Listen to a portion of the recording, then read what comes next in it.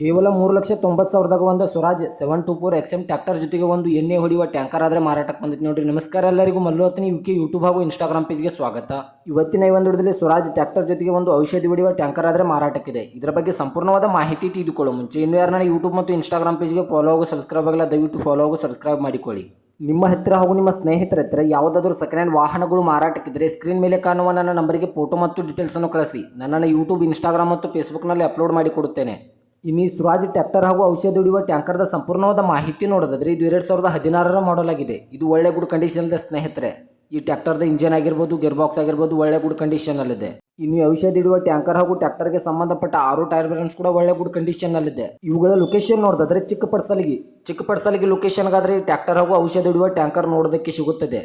ಮತ್ತು ಇವುಗಳಿಗೆ ಸಂಬಂಧಪಟ್ಟ ಡಾಕ್ಯುಮೆಂಟ್ ಎಲ್ಲ ಫುಲ್ ಕ್ಲಿಯರ್ ಹಾಗೂ ರನ್ನಿಂಗಲ್ಲಿವೆ.